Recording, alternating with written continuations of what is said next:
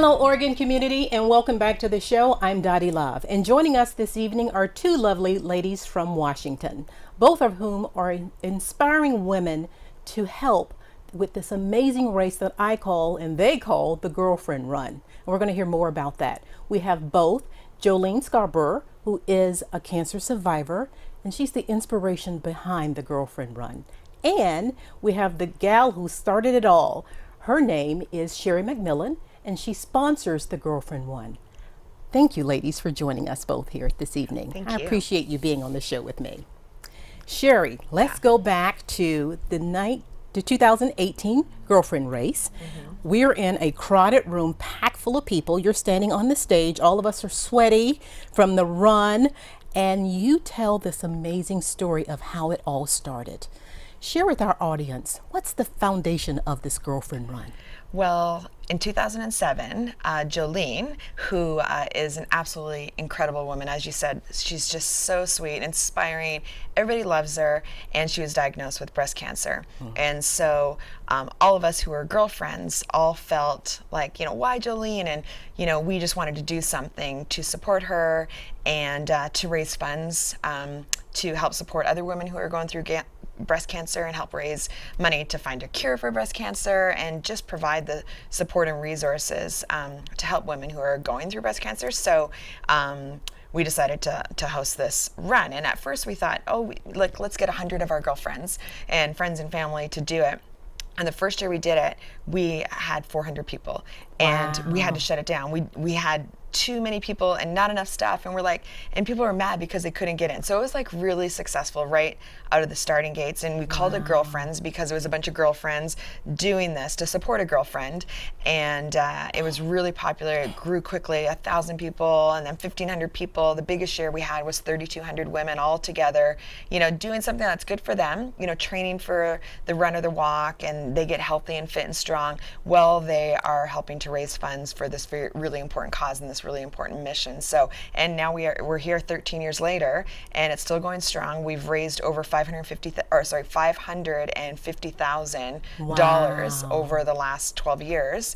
So every year we always get Joleen a gift that says, some kind of a funny little, the first time it was like, my tatas have raised $250,000, and then this, last year it was, my tatas raised $500,000. So I can't wait till I can get her a sweatshirt that says her tatas raised over $1 million.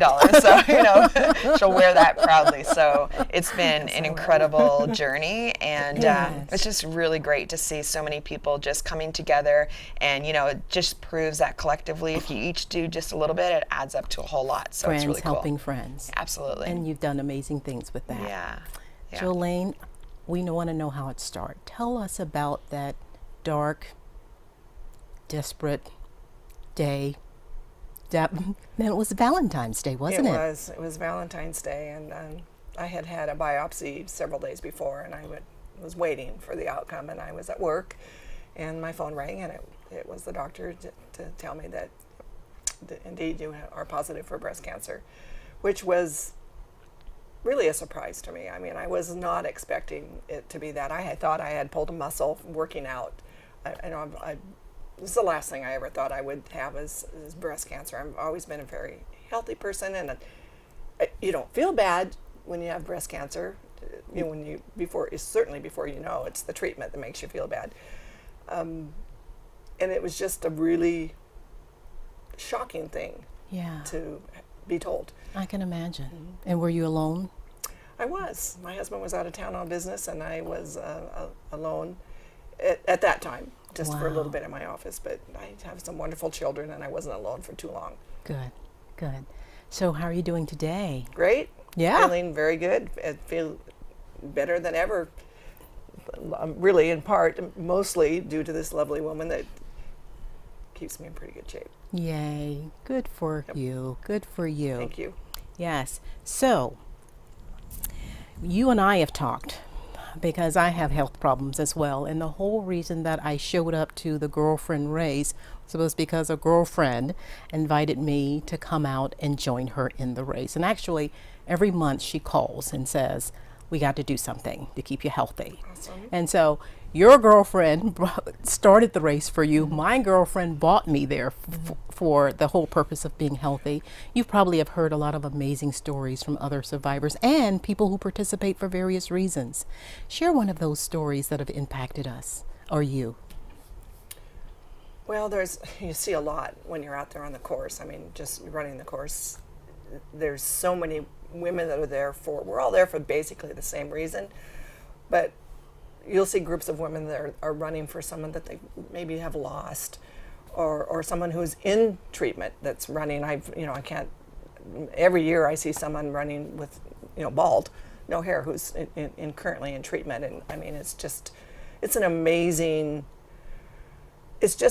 feeling to be out there. It's almost palpable, the positive vibes that you get the whole race. I felt that. I did. I'm sure you had to have. And I mean, it's what women like to come together, and I think we thrive by sharing.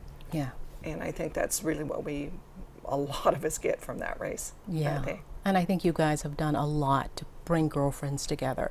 And I know you do more than just girlfriend races, but for this girlfriend race, what do you see and what do you hoped for it to be? If you had a dream, what would it be for it to grow into? Yeah. Well, I mean, I love sort of two parts of it. One, of course, is the fundraising component, and just knowing that we're making a difference and we're helping to raise funds that, make it so that, maybe a few decades ago, maybe, you get breast cancer and it's a really, really bad sentence. And now it's many women like Joleen, I mean, she's stronger than ever, so part of the, ability to diagnose early and treat better, and so they can, someone can be diagnosed with breast cancer and still continue to live, very healthy, vibrant lives. And so there's that part, which is so meaningful, and it feels so good to know that we're playing a part in that. But then also for the women who are there, I want to make that experience for them just inspiring and assure that they're feeling loved and taken care of, and helps to boost their self-esteem to know that they did this, they got to the finish line. Wow, like if you can do that, you can do anything, and it makes you stronger in every single way. And I want to make it fun for them. I want, from when they're on the course, I want the course to be beautiful, and I want inspirational quotes everywhere, so they're feeling that energy as they go throughout the course, and firemen at the finish line, and mimosas and chocolate. And I want to make it feel really girly, and I want beautiful medals and necklaces and just a lot of great swag, so that they feel like on this journey of helping raise funds, they also got a lot of it out of it personally as well. So I want it to grow obviously bigger, but I don't ever want it to be so big that we can't take care of each individual woman. Like, I would never want a 50,000 person race. Like, it's just too much. I can't take care of I want to make it really special for each person there. And I think if it gets too big, it's really hard to do that. So, growth is great, but not too much growth. I like that idea. I do. And she mentioned medals, and let me show you this. How lovely is that medal? This is what you get when you cross the finish line. And I got one of those. Yay, me. And I think the ladies love that it's put around their neck by a fireman, a Vancouver fireman. And I think some ladies, that's the only thing that keeps them going one foot in front of the other. No, there's going to be a fireman waiting for you. And sometimes it's a medal and sometimes it's a necklace. So we tend to rotate. One year it'll be a necklace, next year it'll be a medal, and we just kind of go back and forth. And because some women like to have something that they wear every day as a reminder. Like this year, if you remember, on the back, there was that little quote that said she believed she could, so she did. So I remember that. I have this. I don't want to wear mine though. Yeah. All my medals are hanging on a wall. Right. Some women like the bling, the big medals, and some women like to have something they can wear every day. So we just kind of rotate it every year. I love your story and what you're doing for women, but you do more than just the girlfriend race. Your heart and soul is in health and fitness. Yes. Tell us about that other side that you do. Well, that's how Joleen and I met, is in the fitness industry. So I'm a trainer, instructor, and I've been doing this for over 30 years. So, I just love helping people just get healthy, adopt a healthy and fit lifestyle, take good care of themselves, and knowing that it really does make you better and stronger in every other part of your life. So from when I was 18 years old, I was teaching classes and training, and that's just kind of part of my life. It's what I do, and I just try to help people, just do what they need to do to be at their best. Whether it's I write fitness columns, I present at fitness conferences and workshops and train and instruct, but it's kind of all surrounding just helping people just be healthy and fit and strong. And you keep saying you just do, but you have partnered with a number of organizations. Matter of fact, I visit your website a lot, and I can't spend less than 10 minutes on your website. I have so much fun. You have advice for health, things to do, events you can participate in. And I want to show the audience this little thing. This is, believe it or not, she didn't even recognize it was on her website. Go figure. It is a lovely bracelet. And there is a small nonprofit group that is local to our community. It's called Pink Lemonade. And what Pink Lemonade does is they provide these amazing bracelets. And all the proceeds go to supporting women who are suffering with cancer. They give them additional support, training, materials, etc. Tell us some more about Pink Lemonade. Yeah, Pink Lemonade Project is a fabulous local organization. And as you said, we love that our event can really impact women locally right here in Southwest Washington and Portland.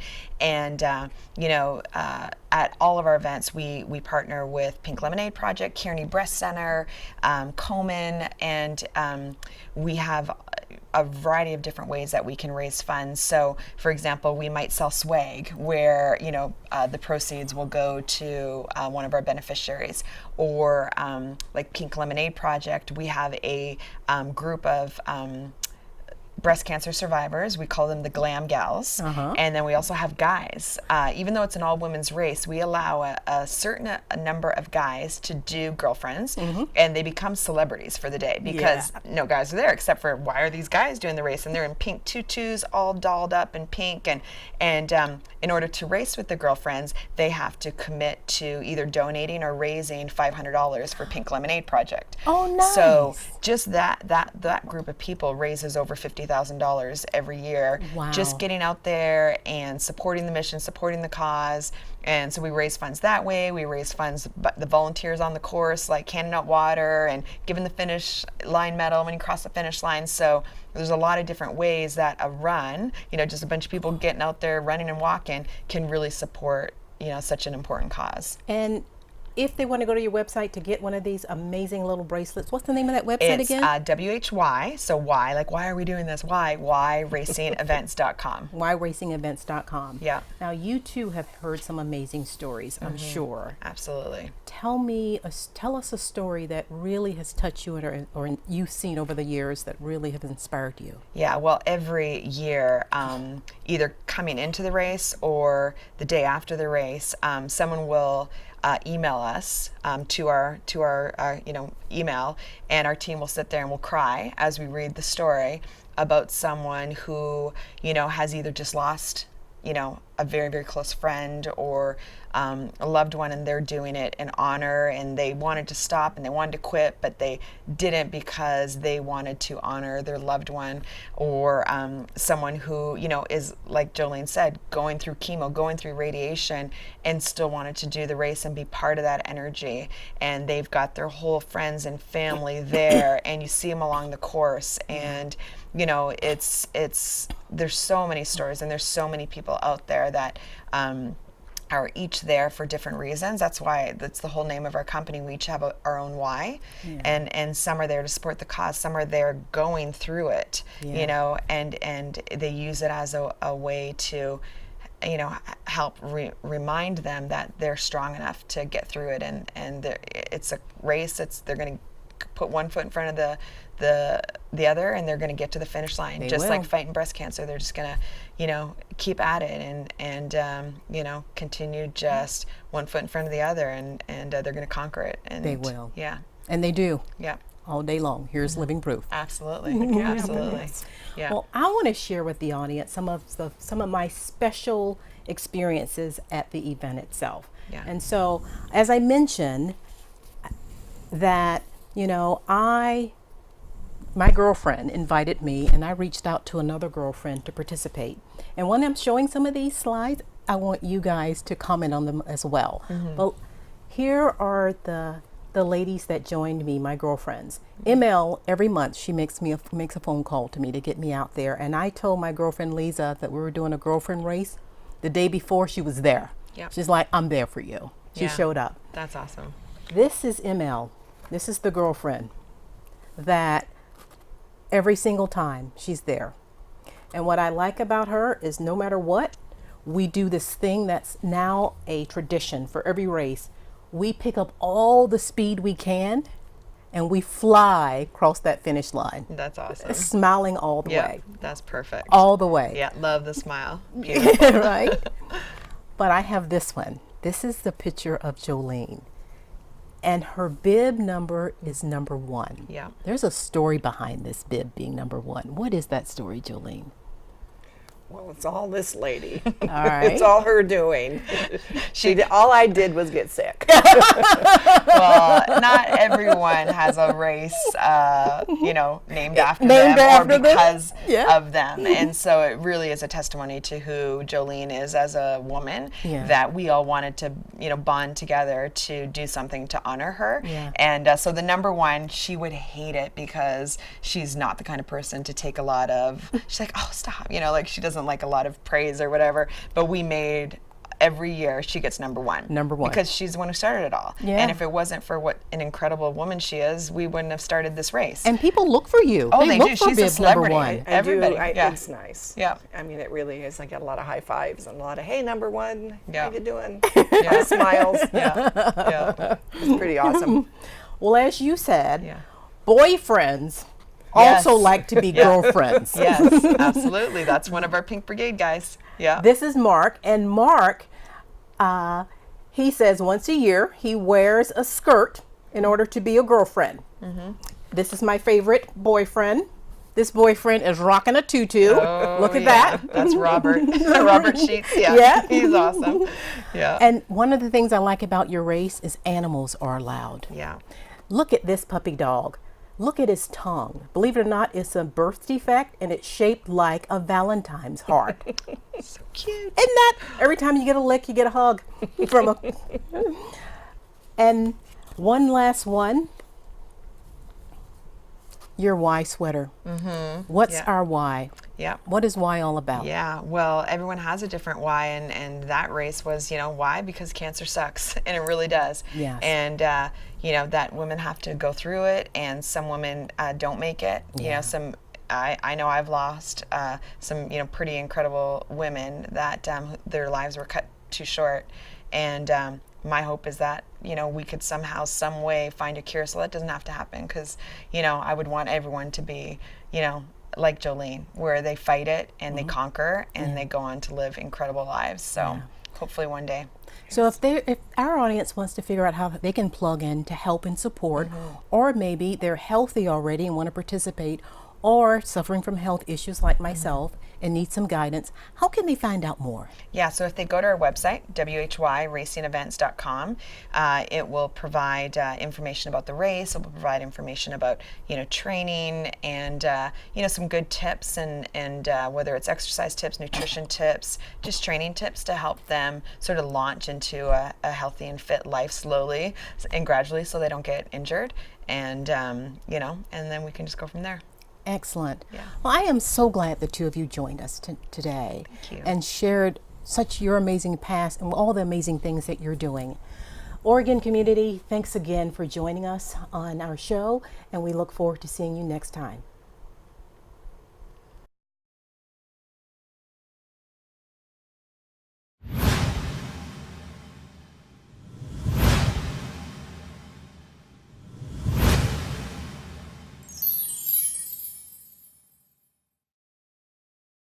Welcome to an opportunity to take the next step of your professional speaking journey. I want you to be honest with yourself. Have you ever wished you were a star in a television show or at an event where the media is interviewing bystanders and you are wanting to be picked to give your opinion of the event?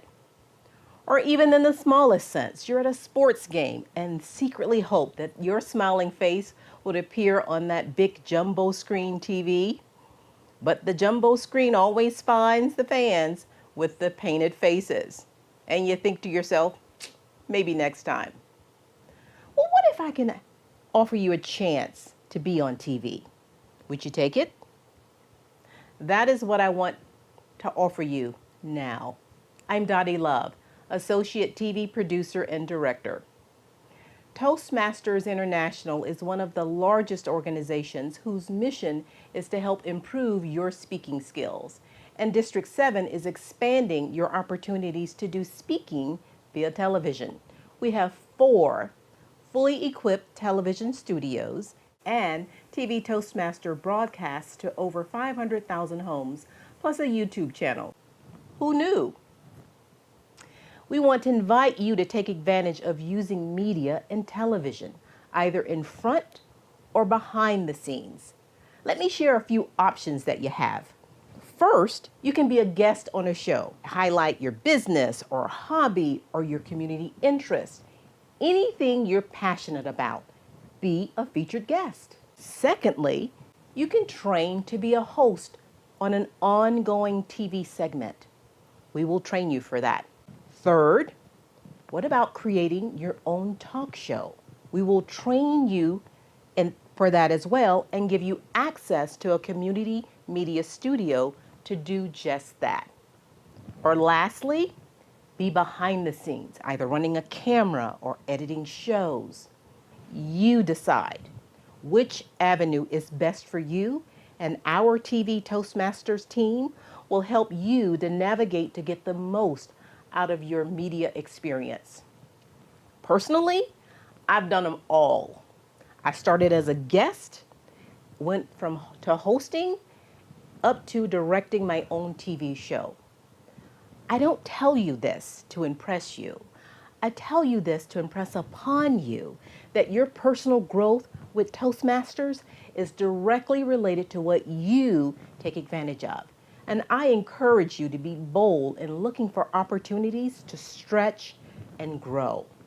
If this intrigues you, or if you have club members who you think that might be interested in this, please contact us here at TV Toastmasters. I'm Dottie Love, and you can reach me or any of us in the TV Toastmasters family at the contact information at the bottom of the screen. You can also find us on the web. Our website is 7512.toastmastersclub.org. Hi, I'm Deb Hart. I'd just like to share with you how appreciative I am of being able to be a TV Toastmaster host.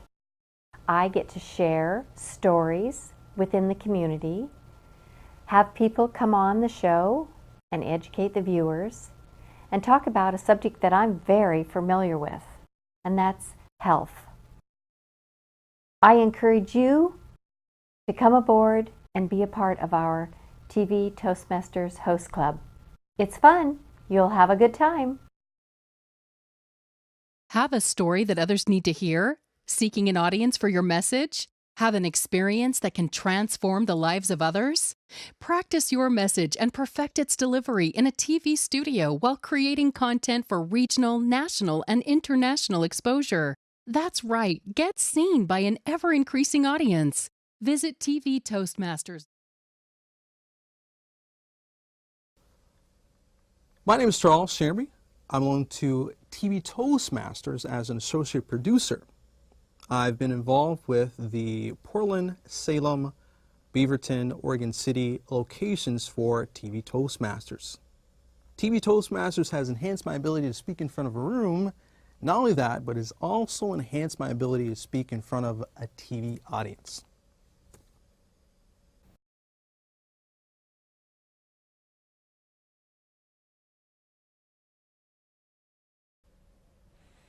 Hi there, my name is John Rodkey. I'm the Program Quality Director for District 7 Toastmasters.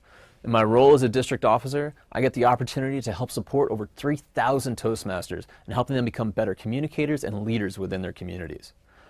With that awesome opportunity. I also get a new one today to be with TV Toastmasters as they are helping televise the voice of District 7. Ken Coombs here speaking about TV Toastmasters. As an area director, I see more value in that venue than perhaps some of you do, so I want to share that. Providing a televised voice for District 7, its clubs, and their members not only gives people a chance to come here and get a project ticked off that says speak on television, it gives contestants in an area contest or a division or a district contest at least a chance to come and practice and see what they look like. It gives people a chance to share an important message with the district, whatever that might be. So consider your next speech perhaps being on television. Not your 15 minutes of fame, but your chance to reach a broader audience. Hello, my name is Beth Genley, and I am this year Vice President for Education for Toastmasters for Speaking Professionals, which is a club that I love. Through that club, I became acquainted with TV Toastmasters. I got interviewed here a few times and began to learn how to speak to a camera and how different that is from speaking to a group, how to connect with an audience that I can't see, and how to stay focused on a camera that is not talking back to me or smiling. After I did that a few times, I was invited to become an associate producer here, and now I'm bringing people from my club and other interesting people to TV Toastmasters each month and finding out wonderful stories and fantastic individuals who are contributing a great deal to our community. It's been a great ride. I'm really looking forward to seeing what the next year will bring as TV Toastmasters continues to be the voice for District 7.